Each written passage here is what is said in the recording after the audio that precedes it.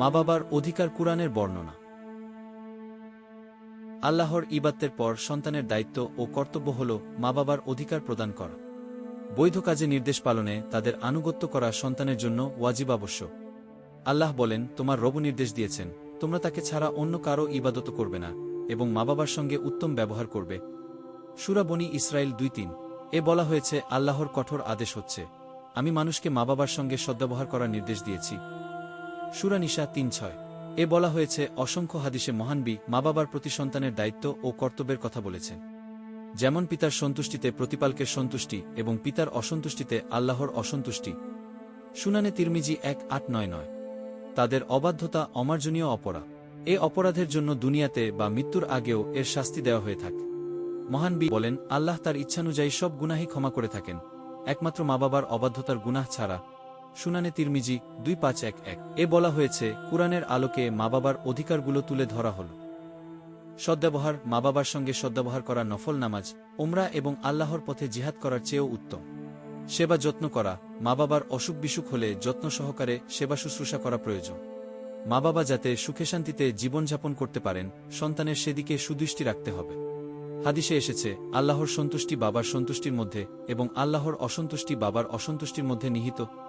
সুনানে তিরমিজি 1899 এ বলা হয়েছে, অতএব সন্তানকে সর্বাবস্থায় মা বাবার সেবায় নিয়োজিত থাকতে হবে। মন প্রাণ দিয়ে তাদের সেবা করবে। এটাকে নিজের মুক্তির মাধ্যম মনে করতে হবে। ডাকে সাড়া দেওয়া, মা বাবা ডাকা মাত্র সাড়া দিতে হবে। সবার আগে তাদের কথা পালন করতে হবে।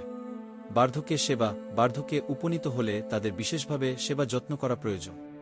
আল্লাহ বলেন, তোমার সামনে তাদের একজন বা উভয় যদি বার্ধক্যে উপনীত হন, তবে তাদের প্রতি কথাটিও উচ্চারণ করবে না।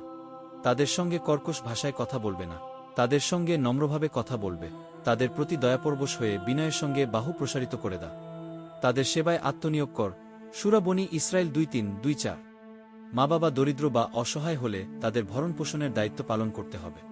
আল্লাহ বলেন, হে নবী বলুন, তোমরা যে সম্পদ ব্যয় কর তা তোমাদের মা বাবার ও নিকটাত্মীয়দের জন্য ব্যয় করবে। সূরা বাকারা 2:1-5 এ বলা হয়েছে, কৃতজ্ঞতা প্রকাশ। ইসলামে আল্লাহর শুকর গুজারির সঙ্গে সঙ্গে মা বাবার কৃতজ্ঞতা প্রকাশ করার প্রতি অধিক গুরুত্ব আরোপ করে বলা হয়েছে।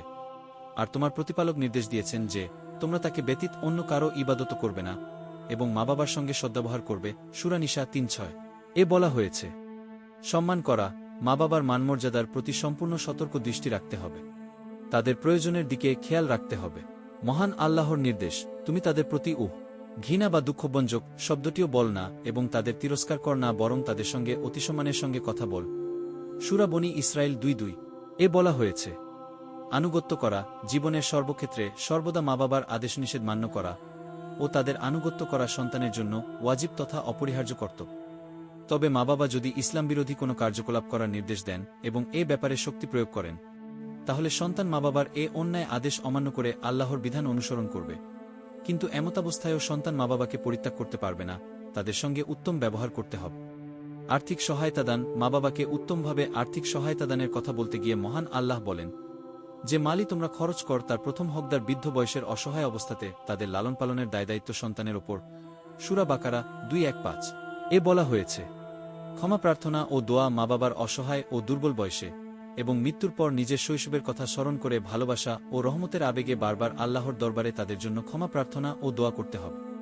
মহান আল্লাহ বলেন, হে আমার প্রতিপালক, তাদের ওপর রহম কর, যেমন শিশুকালে তারা আমাকে লালন পালন করেছিলেন।